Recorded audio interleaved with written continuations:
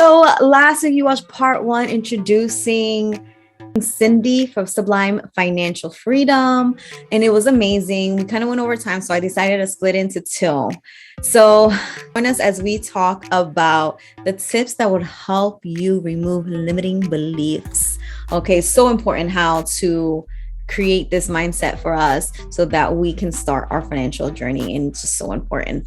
If you don't know who I am Jay Narvaez. I am the Live Life Financial Coach. I'm a financial educator, and I just like to share tips and things like that to help you on your financial journey of whether it's budgeting, saving for emergency fund, getting out debt. That's the core, the foundation to get you set up to build that wealth.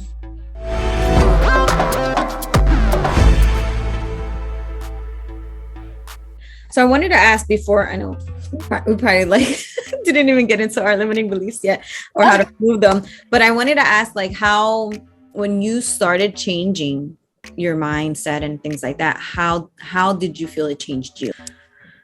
So a lot of things happen, and I can pretty much, I feel like everything shifted for me. I healed my spending addiction.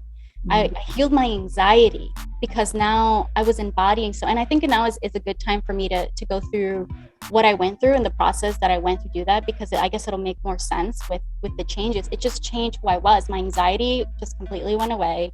I was saving more money. I now save 60% of my income, and I'm totally happy about it. Yeah. You know, I don't have the spending addiction that I have been dependent on for my own happiness. My self-worth has completely increased. Because I changed those old limiting beliefs that, if I fail financially, I fail not just myself, but the rest of my family. I'm not worthy of money. And the first thing that I did was I had to acknowledge that those beliefs actually existed. I had to be very mindful that they're there. And I did that by just sitting in silence. Those that love to meditate, I meditate about it. I really love journaling. So I journal and be honest with yourself. It's going to feel icky. It's going to feel weird. And you might even feel guilty about believing some of the stuff that you believe in. Oh, I hate, rich people, or stuff will come up, but that's the point. It has to come up to be able to be released. And it's like you're calling this part of you that's believing this negative stuff, and you're asking it, okay, why are you here? What's coming up? Where did this come from? Where did this belief come from? Because a lot of the times we inherit it from our parents, from the people that raised us, from our community. So trying to figure out when was the first memory that this came up. And stuff is going to come up. You're going to feel the emotions of it, because a lot of the beliefs come from thoughts plus emotions, strong emotions, and that's how it manifests in real life. So once you are able to pull that out, you make the conscious choice to not believe it anymore. And this is the tricky part, because I know we talked a little bit earlier about, not telling people that they're poor to change your mindset. But this was something that might help in that instance. Is what does that mean? Change your mindset. Choose not to believe in it anymore. There is a tool that has helped me a lot, and it's dissociating from that limiting beliefs. So what does that look like? It can look in whatever way you interpret it. For me personally, it could be taking that belief, that limiting belief, or that memory and those strong negative emotions about it, and taking it outside of you. You're watching through a neutral lens, you're watching someone else go through it.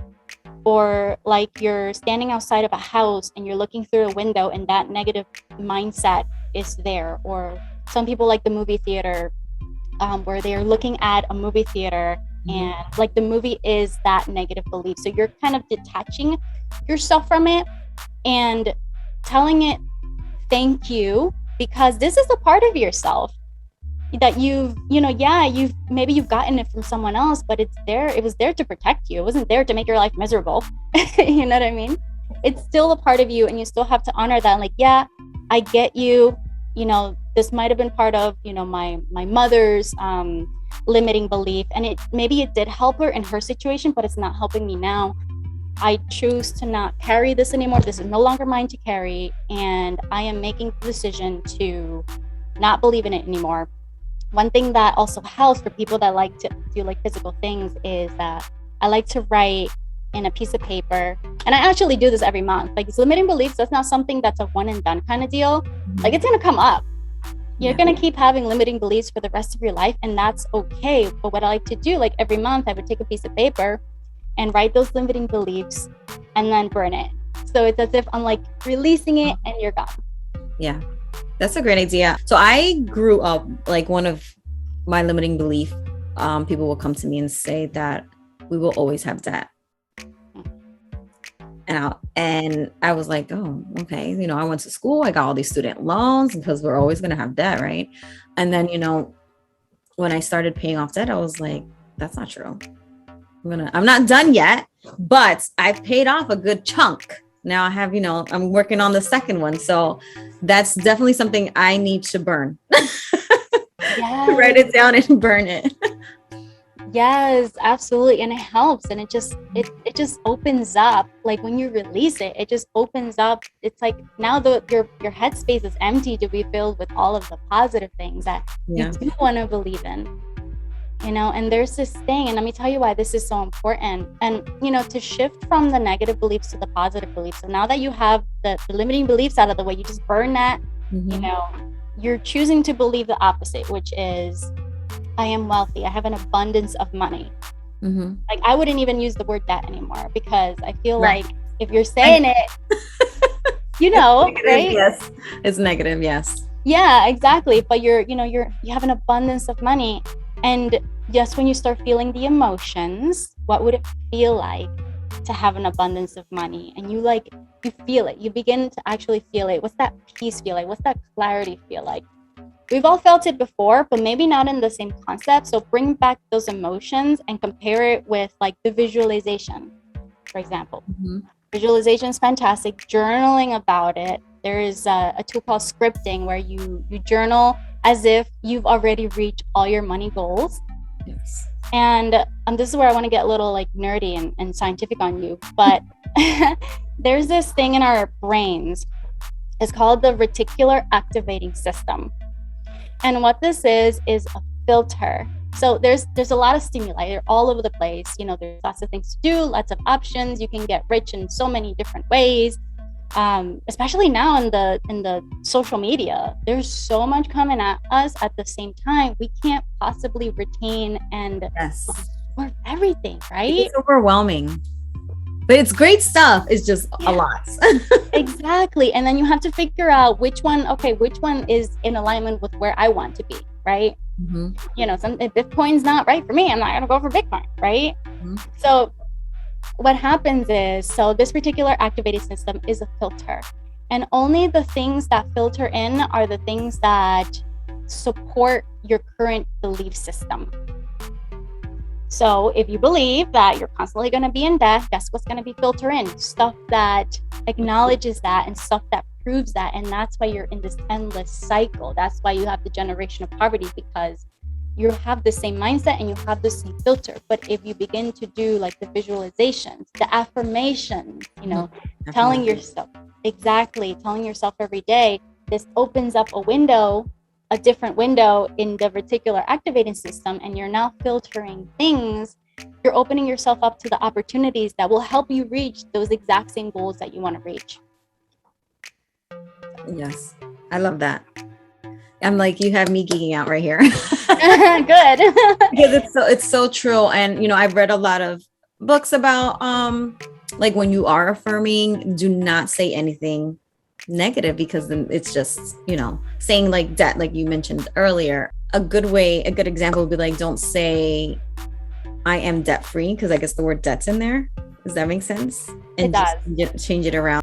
Yeah, like, I am financially abundant. I have the clarity and the tools I need to reach financial freedom. I have so much money. And that's true. One thing to keep in mind also, that, you know, when it comes to affirmations and saying things, just because you say, you know, one word like that, it doesn't mean that it's bad. You know, we always put a label on these words. That's why it's so important to, you know, when I do my my practice of removing the limiting beliefs, I'm saying all of these words. It's coming out like word vomit, like debt, trauma, like all of these like negative words, they have to come out. But yes, you're absolutely right. When you are shifting to the positive mindset into what you do want to believe, try to focus on the positive, on what you do want more than what you don't. Okay. That makes sense. Yeah, no, perfect. Yes, perfect sense. So you would say to remove limiting beliefs, like one of the things you said was to write it down, right? To get it out and burn it. Would you say that's your first tip? Yeah, it can be removed in any way. That's more of a physical way of doing, which I love. It's more tangible. You actually see it burning and you see it like going away. It could just be, it could all be in your head if you choose not to let it out. But that's mostly acknowledging it, acknowledging that it exists, physically releasing it and mentally releasing it, detaching yourself from it. That was the big one. Detaching yourself from it. Okay. And choosing not to believe in it anymore. I would say the detachment becomes first. Yeah. So it's like you're detaching yourself from it. You're staring right at it. And it's like, thank you, but I'm choosing not to believe in you anymore. Okay. I no longer subscribe to this. Thank you, but I choose to believe something else instead. Unsubscribe. I like that. Unsubscribe. Okay. And then your next step would be, what else would you do? So after you feel like you've removed and detached yourself from that limiting belief, now is the time to actually incorporate the positive things. So that's when you start doing the visualization, the affirmations. That's when you start journaling. That's when you start following. And apart from that, one thing that I need to talk about, that's when you start incorporating positive thoughts into your brain so that you can start filtering in those positive things. And keep your eyes open, because once you start filtering in those positive thoughts and start filtering in and opening yourself up to opportunities are going to show up for you. It's like when, one of my favorite, I have a dream car, which is the white Tesla, right? Yeah. So I love my white Tesla, and it's on my vision board, and I talk about it. I'm like, yeah, I'm going to get that car, right? Yeah. And, all of a sudden I'm seeing white Teslas everywhere. It's not because everyone decided to get the same exact car that I want. Right. It's because I'm filtering that in, right? But going back, you're going to start noticing new opportunities, and listen and see what you're drawn to. Because let's say you're drawn to, you start, saying, I am so wealthy. And then you're drawn to this YouTube channel, right? This Lady J, right? I really want to see this video. You listen to that. You follow those signs, your intuition. Okay. Now, do you think it takes a while for someone to get to a point where everything's all the negative stuff is getting filtered out? That's a tough question, because it depends. Depends on the person. It depends on the person. It depends on how strongly embedded that limiting belief is. Okay. It depends on the limiting belief. It takes time. I'm not going to lie. It takes time, and it takes effort. It takes action. Yes. It takes consistent action.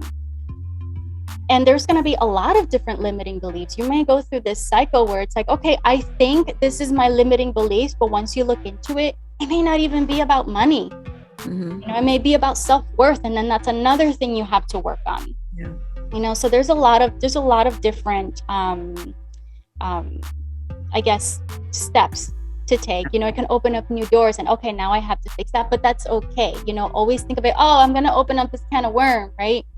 It's not about that. It's about actually releasing what needs to be released and adopting those new habits. It could take days. It could take one session. There's facilitators too. People do like hypnotherapy. People do like meditations. There's people that help facilitate that. That's why you have us coaches that will help you get through that, and that will make the healing process a lot faster.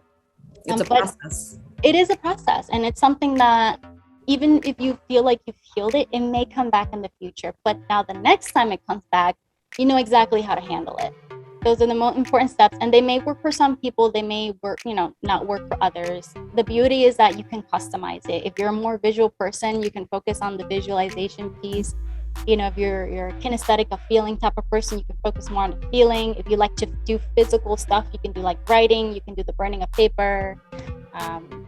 But there's different ways to customize. I say those are the most important bits. We can be here forever talking about this. So. I know, right? So is this something that you do with people? Like if you're a coach? Yes. That's something I help facilitate, how to remove the limiting beliefs and figure out what exactly is keeping them stuck.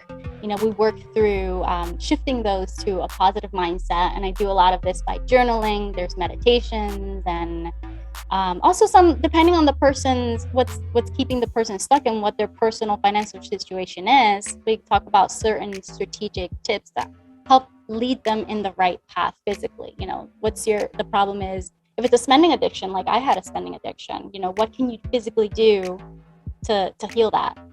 Okay.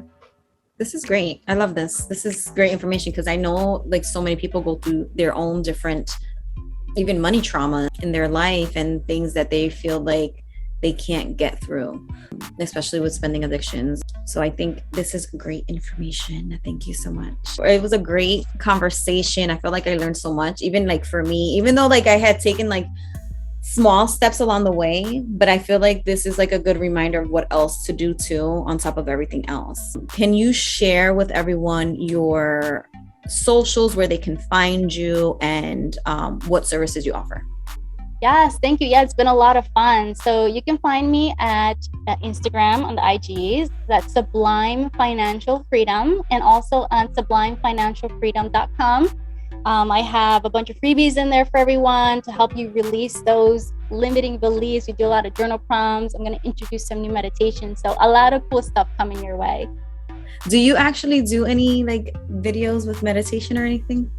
I do more audio. So I'm actually thinking about releasing a new audio within the next month or so. So keep an eye out for that. Yes, that would be great. Thank you so much. I enjoyed this very much. I think it's so beneficial for so many people, especially for people who are just starting their financial journey as well and need to release a lot of the limiting beliefs. So I think it's so good. Thank you so much.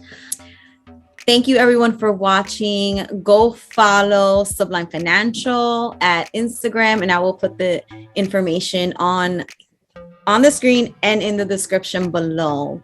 Don't forget to like, subscribe, and I will see you next week. Bye guys. Bye. Thank you.